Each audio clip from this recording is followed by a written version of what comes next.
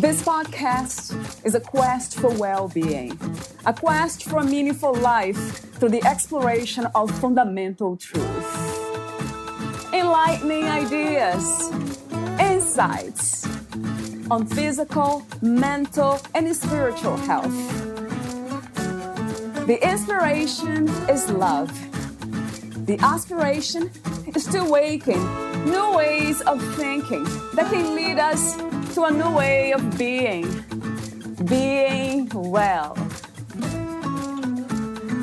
Welcome to Body, Mind, and Soul Healing Conversations.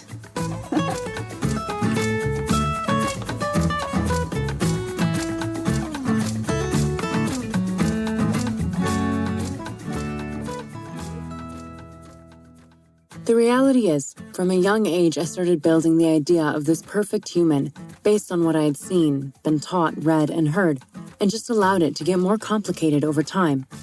Once I reached the age of social media, it got a lot worse. What I learned was nobody is perfect. Because I spent so much time beating myself up about my life choices, I lost sight of all of my admirable qualities. I've learned to ask for feedback and appreciate the opportunities for growth provided through those conversations. What matters is that you are continuing to work on being the best person you can be and treating yourself and others with kindness every step of the way. Valeria Teles interviews Carrie Thompson, the author of Anxiety Diary of an Ordinary Girl. Carrie Thompson is a CPA, mental health advocate, and the author of Anxiety Diary of an Ordinary Girl. Diagnosed with generalized anxiety disorder in 2016, Carrie spent time exploring the world of mental health and educating herself on the causes and the cures. She is passionate about helping others and aspires to change lives by bringing awareness to the importance of mental health through sharing her story, expanding others' knowledge, and connecting with them. Fox, NBC, and CBS have featured Carrie, and she has contributed to Thrive Global, and other websites and various podcasts have interviewed her. In addition to reading and writing, she enjoys fitness and baking. She loves to spend time with her family, friends, Sweet Kitty, and Albie. Meet Carrie at alwaysgrowingwithgratitude.com. Here's the interview with Carrie Thompson.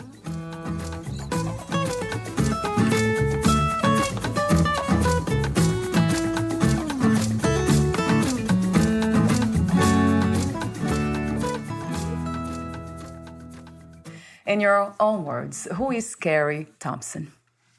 Oh gosh, there are so many pieces to that. I would say, I think the way that I describe myself sometimes is kind of a unicorn because I just have so many passions in so many different places. I am very much a free spirit and kind of into the woo-woo sometimes, very spiritual. And then I have a more serious side, which is my more professional side at work.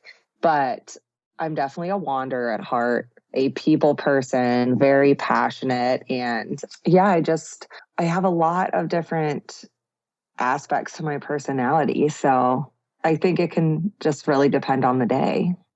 My second warm-up question for you, Carrie, is about mental health. What is to be mentally healthy from your perspective?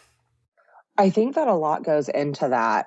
For me, or at least in my opinion, I think a lot about mental health is about self-awareness and being able to listen to your body and listen to your mind and just being aware of how you're feeling all the time, because being aware helps you to decide what you need to do for yourself and what direction to go. So if you're feeling very tense or very uptight and worried, like maybe you need to take a few minutes to step away from whatever you're doing or go on a walk, or maybe you're feeling super excited and joyous and what you need to do is dive into something you're passionate about or spend time with family and friends. So I think just self-awareness and being aware of how you feel is a huge part of what mental health is. So in your book, you say, we are all divine beings created by our higher powers and placed on this earth to love and to be loved. What is your idea of spirituality, Carrie, as of this moment? So I grew up in a Catholic home. So that was my spiritual upbringing from when I was younger. Yeah. But now I don't love how strict and regimented like the Catholic religion is. And I believe a lot more in just a higher power in general and, doing what you can for yourself and knowing that if you are doing what you can for yourself, that your higher power is there to guide you and will always bring you to the place you're supposed to be. And I think that everyone on the earth has their place here. And I think they're all just as important and just as loved. And they're all put here for a specific reason. Just the same way that I do believe that people come in and out of your life for specific reasons at specific times. And you encounter specific challenges and such along the way because it teaches you lessons as you grow. Yeah, it resonates true to me very much. And with that in mind, so coming here for a reason, that relates to the topic of having a purpose or finding a purpose. Have you found your purpose? And if you did, what is your purpose at this time? So that was actually the whole reasoning behind writing my book. Actually, I was really struggling with that. In my book, I talk about how I was first diagnosed with anxiety and then how that affected my life as it went untreated, and not untreated in the sense of like not seeking medical treatment, not seeking therapy. Like I was doing those things, but I was expecting results like those people to make the changes, and it'd be like a magic fix for me, which didn't work. So that eventually obviously led up to having a mental breakdown. And as I was coming out of that and truly starting to do the work on my mental health and recovering, I spent a lot of time ruminating on what is my purpose, why am I here, et cetera, et cetera. And that is actually how I landed on my book, because my job is amazing and it fulfills me in a professional sense, but in a personal sense, it doesn't really fulfill me because I felt like my place in the world was being put here to help other people. And that's something I'm very passionate about. So that's what I feel my purpose is. I kind of found that sharing my story gave me a huge sense of purpose because I feel like mental health and mental health disorders are so stigmatized. They're not talked about enough. And I felt that it was my job to try to change the narrative. Do you think it takes courage to do what you did or trust? I think it takes a little bit of both. And I also think that it takes a little bit of empathy and a little bit of sympathy for other people because you're not just doing it for yourself. So I do think like it did take bravery at points, but the thing that drove me through the hard times when I wasn't trusting myself and wasn't feeling brave was just like knowing that I could help other people and that being the driving force behind it. When it comes to healing and self-healing, what are some of the misconceptions we have, Carrie, that you have found out? I think that a lot of people just believe that things will magically go away. Yeah. I've encountered that a lot recently talking to people where it's, well, I'm just going through a hard time and a lot is going on. And like that can be true. But when you are telling me that same story all the time, the fact of the matter is we all have a lot going on all the time. But if we just continue to allow a lot to go on and we don't take a moment to be like, okay, what are the recurring themes through all this? And what can I do to make an impact on those themes? They could be bad habits, anything. But I think that if you have something that is running through all of your life activities, then like I talked to somebody recently and they had recently gone through a divorce and they were feeling super stressed and anxious, but they were like, oh, it's just work or just my friends. And then after opening up, they're like, well, yeah, I have some unresolved demons from my divorce and issues I need to work through, but I don't think I need to see a shrink, which like the fact that they said shrink really, I was like, you really shouldn't call them that. Like that's just adds to the stigma. Like Right. there's therapists and counselors. And Yeah. honestly, like you don't even have to have major issues like things from a divorce. Like you can go talk to a counselor just about small things. Like, are you having trouble focusing at work, and how is that contributing to your stress and your anxiety, and what can you do to work through it? Right. But just the fact that that person told me that, and I was like, wow, like you just got a year of your life just blaming it on stress and a lot going on, but that's something you'll carry with you forever, especially coming from like a 10-year marriage. Yeah. So I think people just ignore it, and that's the issue. I have a few more those warm-up questions for you, Carrie, and that one of which is about 2020. There has been this very interesting time of change and challenges for many of us. For you, what insights have you gained? What has changed? Honestly, so many people complained about 2020 being crazy and Yeah. it being like the worst year of their life. But 2020 gave me the opportunity to get my life back. So I didn't really have the issues that other people did. Do you find that to be interesting? What do you attribute that not being affected by that time, by those challenges? Yes. So 2020 for me, 2020 gave me the opportunity to get my life back. It's when it just being able to be at home and slow down and not have the pressure and the distractions of everyday life around me allowed me to come out of my mental breakdown and do the work in therapy and spend time, like extra time with my family. And then taking all of the lessons I learned during that time and pouring them into my book. So Right. I think it just helped me to slow down and focus on what was really important, because I'm kind of a go, go, go person. Yeah. And I think that I just learned a lot about myself and about what I'm capable of in 2020. So, in a way, it was a gift of clarity, wasn't it? Just open up. Yeah, and I feel like I just gained such a greater appreciation for the little things, like Right. getting to see your friends, getting to sit down to dinner with somebody you love, like the things you couldn't do. So I had such a greater appreciation for those, normally it's just like text your friend, like, hey, do you want to like go grab a coffee, or do you want to go to this class, or like, Yeah. but you couldn't do that. So True. it was like the first time like hugging my friends again, was just such a special thing to do. I would have gone crazy if I didn't have my family, because I spent a lot of time with my parents. Otherwise, yeah, it definitely gave me a lot of appreciation too. Especially for the little things, which they're not that little, not that small, really. And then last warm-up question is about freedom. What is the meaning of freedom to you, Carrie? What is to be free? I think feeling comfortable in your own skin and just being able to be yourself 100% of the time. I feel like that is true freedom.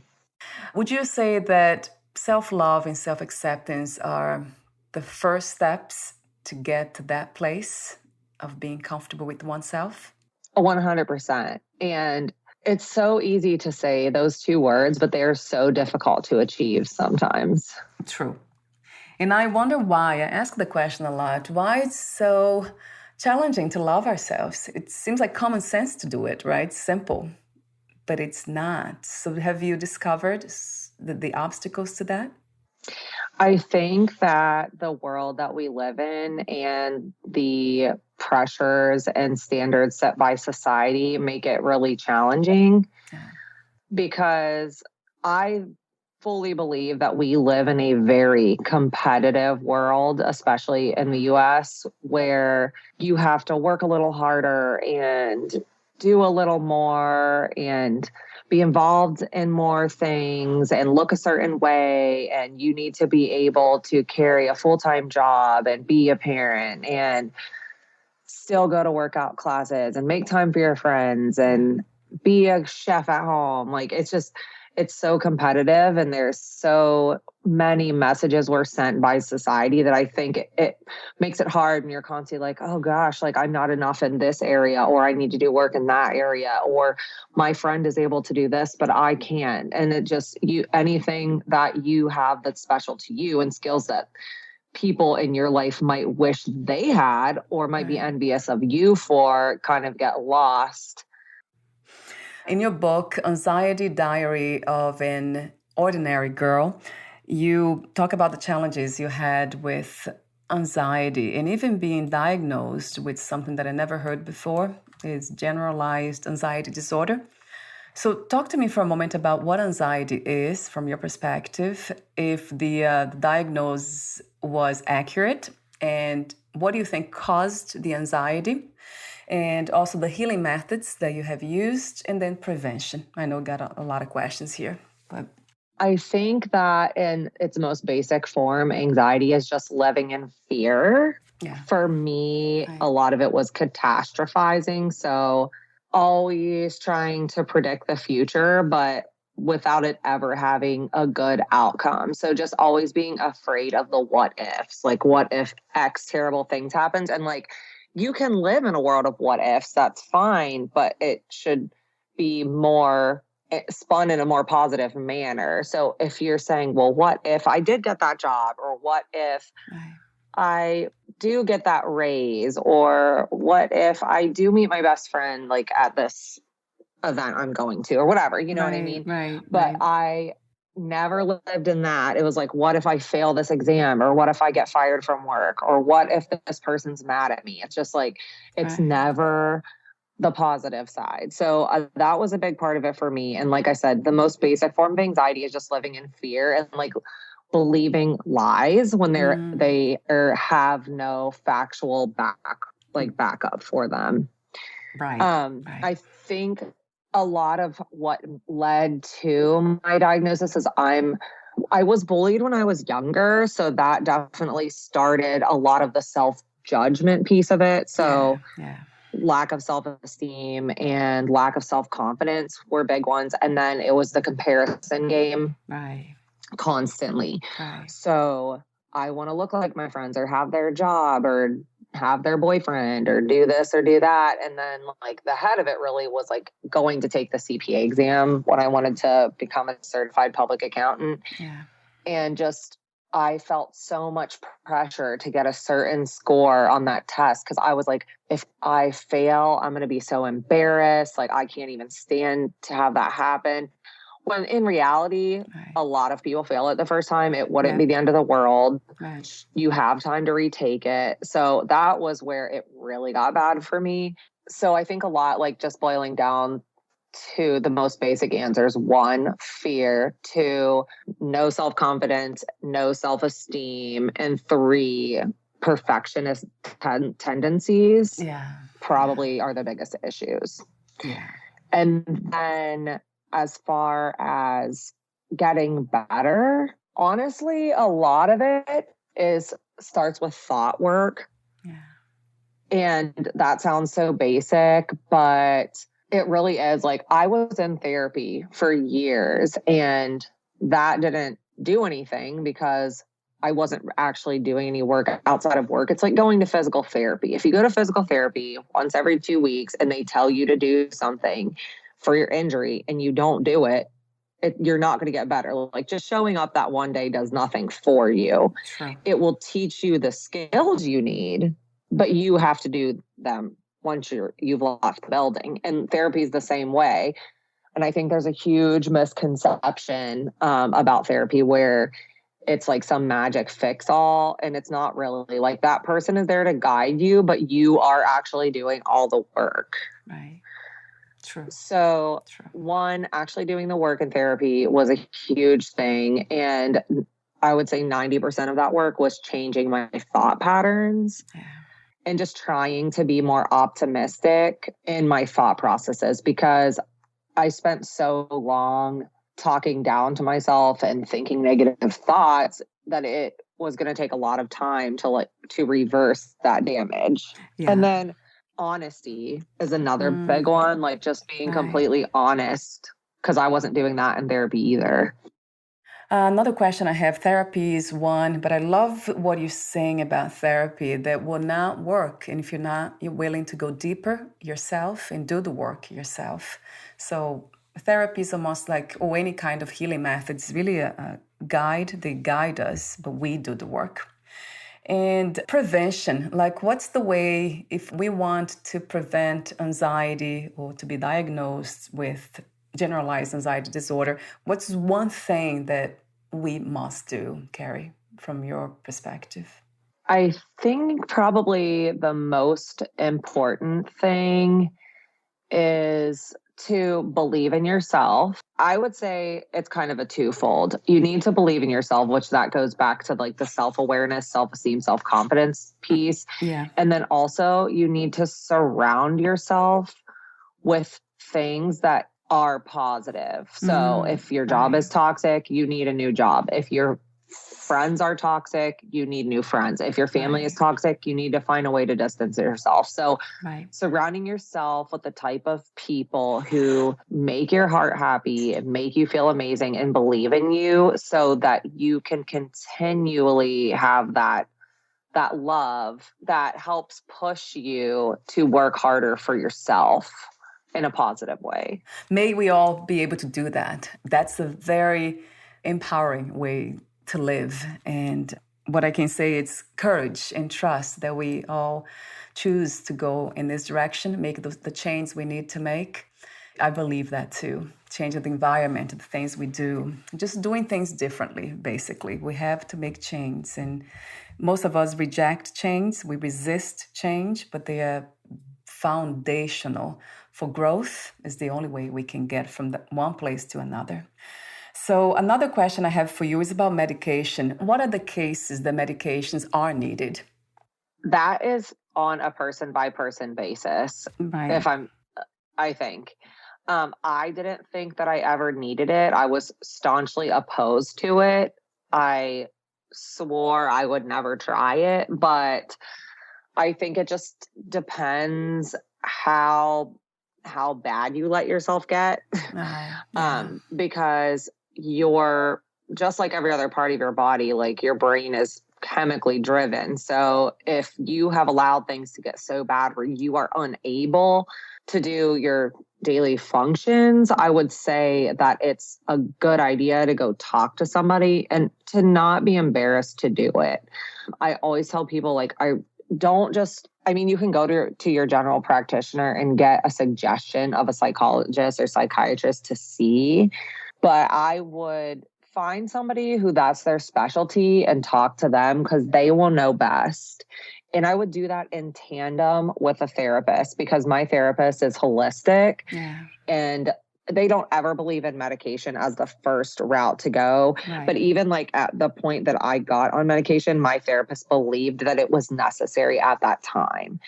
And the other biggest component to medication is for most, I don't want to say most people because I don't really know that answer technically, but I would say for a lot of people, medication is a temporary fix. It helps you to get back in balance so that you can do the work yourself. It's not meant to be permanent unless, if you are terribly schizophrenic or you have extreme bipolar disorder or something like that, then you might need to be medicated to be able to function. But the very extreme cases are usually things that are diagnosed from much younger on and are known. I would think, I'm not a medical professional, so don't quote me on that. But I think for a lot of people, especially in my position, so if you have like seasonal depression, say, or generalized anxiety disorder, or like mild bipolar. One of my friends actually has pretty extreme bipolar disorder and she's not on medication anymore. She was on medication. She got in really good therapy. She did the work and now she handles it on her own. So I really think it's one, like, what is the strength of your mind? But two, don't be afraid or embarrassed to get on it because it truly is meant to be a temporary solution to a long-term issue. Because at the end of the day, it's not solving your problems. Like, Right. it's not going to change your thought patterns. Right. It's not going to make you believe in yourself. It's not Right. going to, bring more positivity to your life. It just makes it easier to handle things. So going back to the topic of perfectionism, you dedicate a whole chapter on this topic, but not just perfectionism. You put them together: perfectionism, guilt, shame, and forgiveness. And you mentioned also that they are all connected. So my question is, what is the connection between those idea of who we are and how to navigate life? Perfectionism, guilt, shame, and forgiveness. When I was going into writing that one, I really did want to write about them all separate. I actually think I say that in there. Yeah, you did. But I think, at least for me personally, shame and guilt arise from my perfectionist tendencies. Yeah. So when I am looking at certain things I've done or things that I've thought, and I'm like, oh my gosh, you're a terrible person. So let's say, for example, there is this girl that betrayed me a few years ago. And sometimes I don't always have the most positive thoughts about that person because, quite frankly, I don't like the person. So, Right. But then that makes me feel guilty or shameful for thinking thoughts like that. Right. And I just allow myself to ruminate on it because I'm like, because of my perfectionist tendencies, I'm like, no, you love all people. You want to be a positive light. Right. That is your goal. But here you are thinking these rude thoughts about this person. So, and it makes it difficult to forgive myself because of that. So that's just one scenario where I can put them all together. Yeah. But I do think that a big part of breaking past perfectionism is learning when it's reasonable to feel guilt and shame. And then even when you feel those two emotions, knowing that it's okay to forgive yourself and move forward.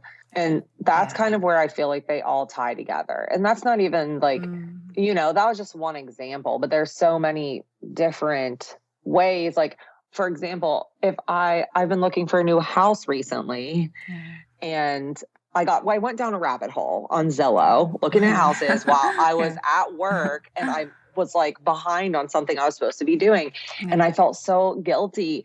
And I was like, oh my gosh, this is so bad. And then I like beat myself up about it all day. And I was like, I should have just been like, it's okay. Like, go right into the forgiveness phase. Like, you're fine. It happens to everybody. And then just get back on track and finish the task. But instead, I allowed myself to just sit in that guilty feeling for too long. So I think it's just realizing when realizing it's okay to forgive yourself and it's okay to make mistakes. That's the biggest piece of it. And another topic that I would love to talk to you about, we don't have a lot of time, but this one's a big one for me. Learning to say no, that's the boundaries and all. What is your best advice about learning to say no?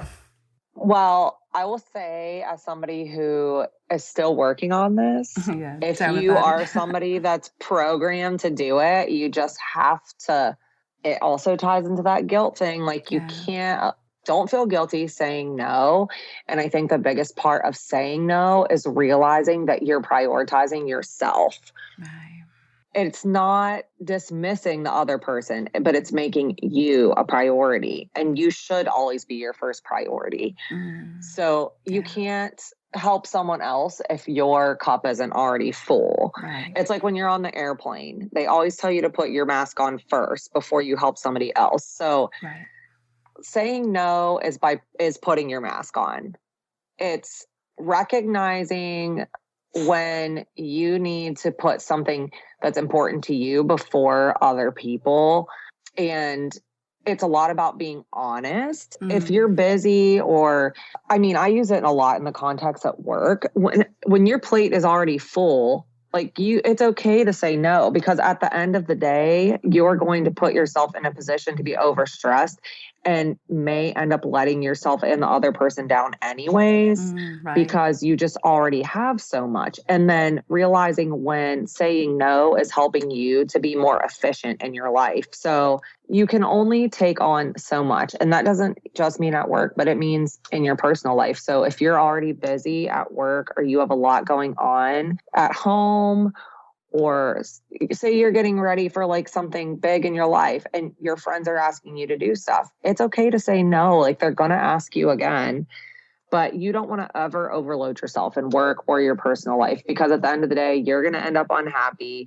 You're probably not going to present your best self to the other person, and it's just not good for anybody. Right. It's not good for anyone. And it goes back to the very basic idea of honesty. Yeah, being true to yourself. And honesty goes a long way, just telling the truth. It's being vulnerable too, isn't it, Carrie? Being willing to be vulnerable. Absolutely. And I will never forget. I just started a new job a few months ago, but the job before, I was there for over 3.5 years. And I will never forget, my first boss I had when I went there told me that people will respect you more if you say no. If you always say yes to people, they will think you are a pushover and they will take advantage of you. But if you actually show that you have confidence in yourself and you prioritize yourself as a human being, they will respect you more than if you don't. True. And I will never forget that she told me that. And I think it's so true. Yeah, I agree. And that will help them more. That serves them, because they might change even and become more of that kind of person, honest too, by seeing your honesty. I believe in this idea of reflection, the mirror. Just by being you, others can wake up and be themselves too. So we're almost at the end. I love the It's the Little Things chapter. I think it's your last chapter in your book. It's beautiful, though. You have all these tips, comforting activities to engage in. I love the first one. You say family is everything. And that's so true, resonates true to me, because when I ask the question, most of my guests, I do ask an ending question that is, what would you change? What would you do differently if you knew you would die soon, lose the body soon? And that always comes up. I would spend more time with my family, with my loved ones. Pretty much everyone says that. So that's interesting that you have that as the first one. And then you have so many here that I love. I have highlighted them. Exercise is a lifesaver. Yes. Self-care is a must. Learn to meditate, read books, journaling. There's another one. Oh, you mentioned this earlier. This is a basic one too. Stop comparing your life to everyone around you. So that's a wonderful message. You have the 20th tip is time in nature is healing, and very much is. So thank you so much, Carrie, for the work, for doing this kind of work that has everything to do with empowering others, kind of getting to know yourself better, doing the self-discovery, self-knowledge work, and then sharing that, giving that gift to us. So thank you. And I also, I will go on and on with this, with the little things. I love the way you say the 22 and 23rd, you talk about the panic attack survival 101, and you give these advices and about basically not believing the fear, just let the body do what it has to do, and being calm and just letting it pass through you because it's doing its thing. So that's really beautiful. I love to see that other human beings doing the work of releasing fear, because there's nothing to really be afraid of about this life. We basically create all the fear. So if we create the fear, we can uncreate. That's what I believe in, that the mind is doing all, it's creating things. We have the power to uncreate whatever it is. So thank you again. And before I ask you my final questions, would you like to add anything or read a passage in your book? All I want to add is just make your mental health a priority. Don't be ashamed to do so. And if you need to talk to somebody, don't be afraid to do it. There's nothing to be ashamed of. And the more people that talk about it and own their mental health, the faster the stigmas will drop, the sooner that care will become more accessible to people, and it's beneficial to everybody because the more like you've said before, like the more vulnerable you are, the more vulnerable others feel that they can also be. And Right. vulnerability leads to so many amazing things and so many great connections. And it's just a really important part of life. Yes, 1,000 times. Yes, Carrie. Yeah, not being afraid. Yeah, it goes back to releasing fear so we can just be ourselves. Perfect, imperfect, whatever we are in the moment, just let it be. Forget about trying to control life because we are life itself. How do you define success these days? What is to be successful today? Today, for me, it's really about living in the moment as best as I can and not beating myself up over the little things. So it's recognizing that I'm going to be stressed at times and telling myself it's going to be okay and prioritizing what I need to do without feeling guilty about it. And sometimes recently I haven't been writing as many articles for my book, for example, but it's knowing that I just started a new job. So I need some time to like invest here because you need to have a balance in your life. If your full-time job is not your passion, you have to find a way to balance your at-home life, your work life, and your passion all together. And sometimes that is just what success is finding that balance and allowing yourself the freedom to do that without feeling pressure or guilty, or you just don't need that extra added stress on yourself. What is another word for healing? Oh, that's a good one. Another word for healing. Yeah. I mean, I equate healing with self-love. Like, I feel like if you just are constantly working on self-love, you will heal yourself. Yes, forever to that self-love, returning to ourselves. Yeah, because I feel like self-love is basically like giving yourself a giant hug all the time. Yes. And if you're able to do that and you are living every day in love with yourself and respecting yourself, like you can overcome anything. And my last question is, what are 3 things about life you know for sure as of this moment? 3 things I know for sure. I know that no matter what I do, I can be successful at it. I know for sure that I will go through my life filled with an abundance of love because of the people I surround myself with. And I think this is the one thing I always tell myself the most. I know bad times never last forever. And you just like good times never last forever. So you just have to kind of take things as they come and go with the flow and everything will be okay. Thank you so much again, Carrie, for the work you do, the way you do it. I love your presence. I love your clarity too, sharing your wisdom the way you do, and everything else in between that can be felt, the vulnerability, the beauty. So thank you. I really appreciate that, the authenticity of you.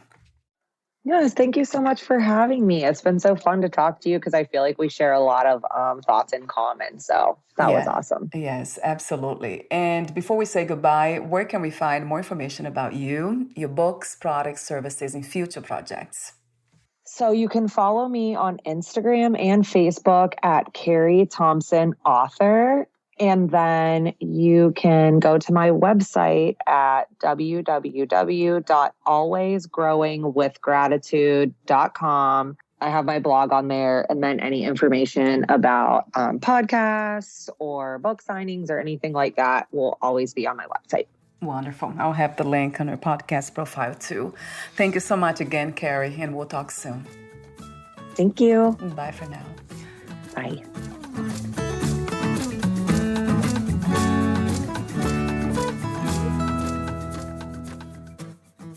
Thank you for listening. To learn more about Carrie Thompson and her work, please visit alwaysgrowingwithgratitude.com.